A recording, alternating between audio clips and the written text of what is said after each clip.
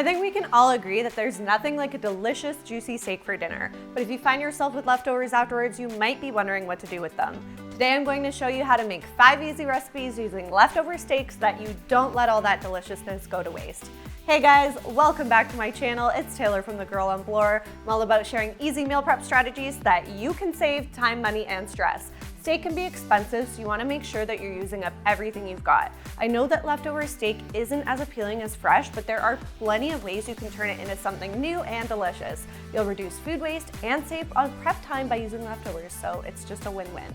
Today we'll be making Philly cheesesteak stuffed peppers, hibachi steak, steak flatbread with burrata cheese, steak and quinoa burrito bowls, and carne asada fries. These meals are all so delicious you won't even be able to tell they're made with leftovers. Now if you're loving all of these easy recipes, I've got even more delicious leftover meal ideas to choose from in my free 4-week meal plan. I've linked to that in the description below, so head there to get your copy.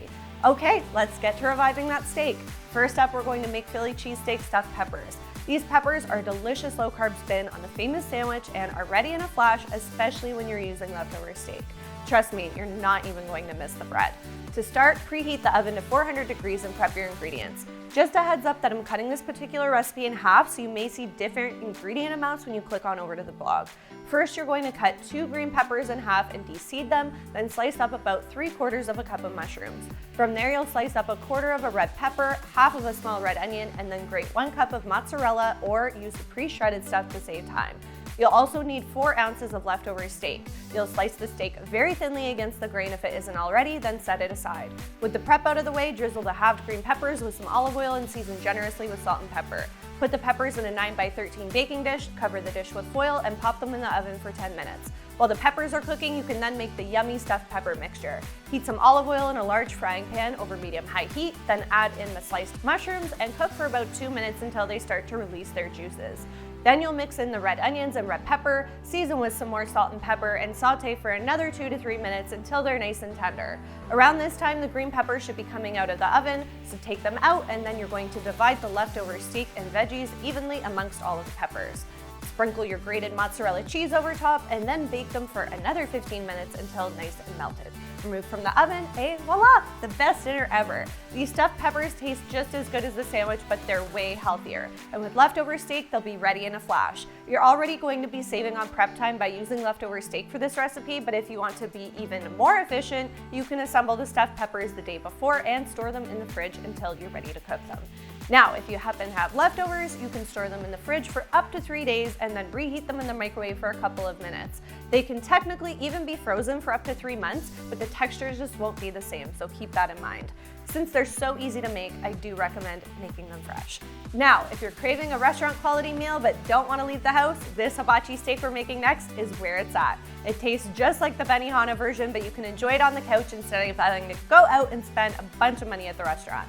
First things first, prep your ingredients. Mince 8 cloves of garlic, then mince 1 tablespoon of fresh ginger.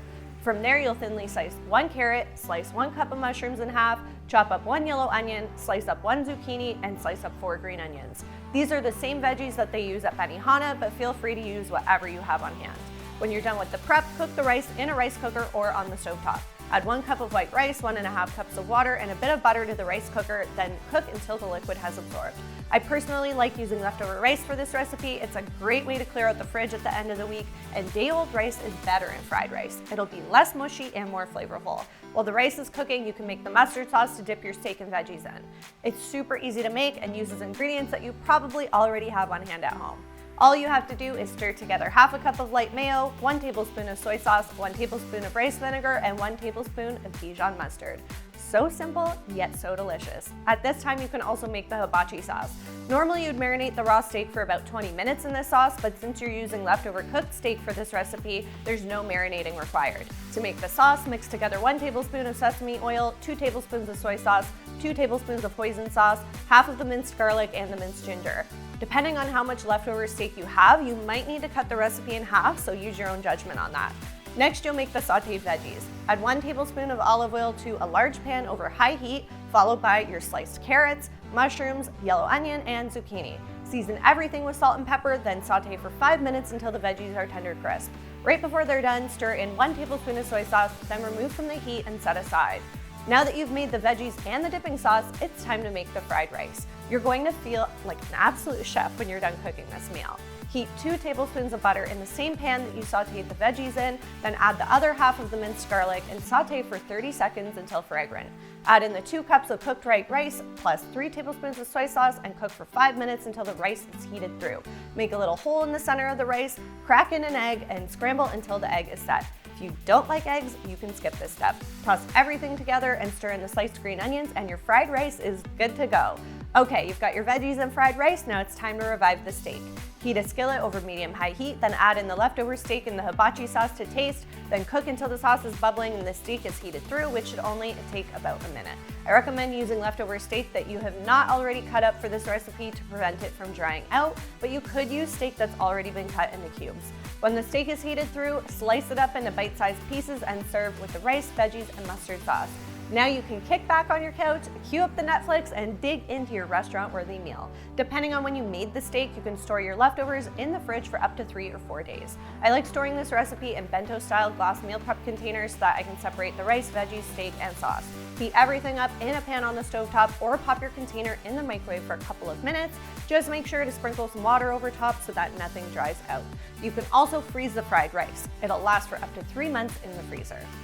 Okay, on to recipe number 3. This grilled steak burrata flatbread we're making next is one of my favorite recipes when I'm craving pizza. It's a great lunch or dinner idea that's ready in less than 30 minutes and made so much easier with leftover steak. To start, preheat the barbecue or oven and prep your ingredients.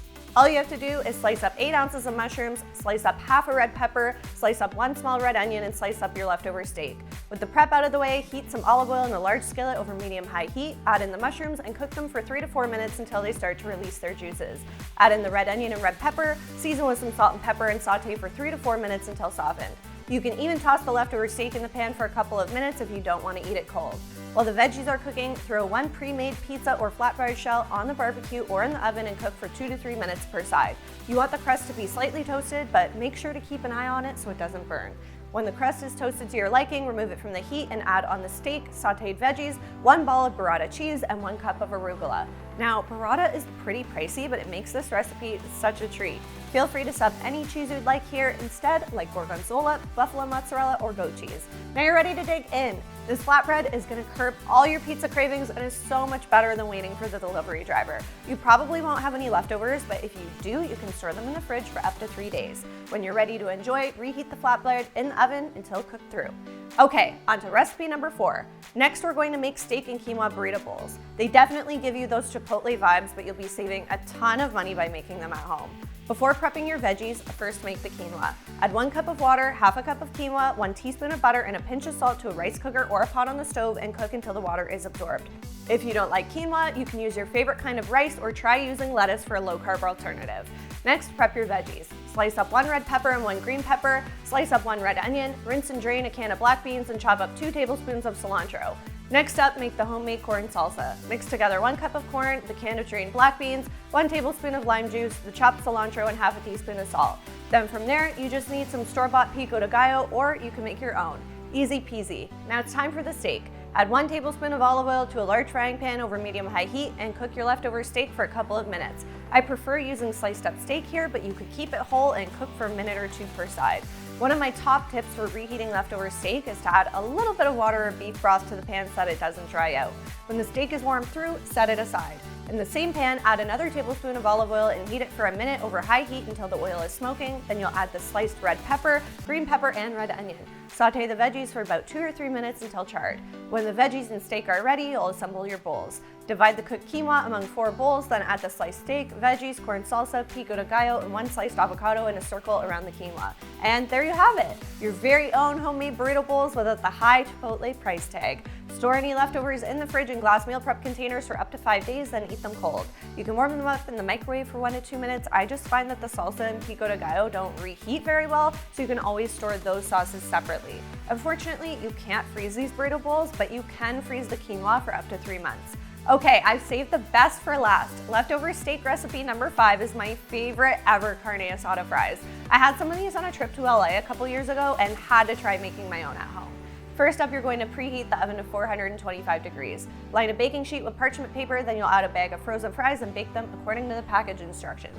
Usually it's around 20 minutes. While those are cooking, you can get your toppings ready. To save time, I'm using store-bought pico de gallo and guac for this recipe. Now all you have to do is get out some pre-shredded Tex-Mex cheese, then slice up some jalapenos and cut up some cilantro for garnish. Now for the steak. Cut it all up into bite-sized pieces, then heat a skillet with some olive oil over high heat. Add your steak cubes, then season with chili powder and some salt and pepper. I also like to add a little bit of water to keep the steak from drying out. Cook for a minute or two until the steak is just heated through, then remove it from the heat. By this time your fries should be done, so you can remove them from the oven, top with cheese, and bake for another couple of minutes until nice and melted.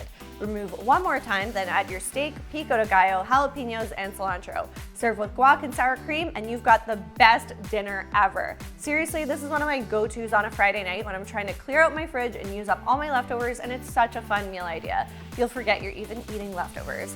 Okay, I don't know about you, but my stomach is absolutely growling after making all of these easy recipes. They're a great way to reuse a repurposed leftover steak and don't compromise on flavor. You'll be reducing food waste and cutting down on the prep and cooking time. Plus, what's better than getting to enjoy steak several days in a week? Okay, I'm dying to know which leftover steak recipe is your favorite. Make sure to comment below and let me know which recipe you're going to try first. If you're looking for even more easy leftover meal ideas, I've got tons of recipes to choose from in my free 4-week meal plan, which I've linked to in the description below. If you love this video, make sure to give it a thumbs up and subscribe to my channel for even more meal prep inspiration. The love that you show for my channel helps it grow and reach more people, so thank you so much for your support. Okay guys, that's it for me today. Thanks for hanging out in my kitchen with me, and I will see you in the next video.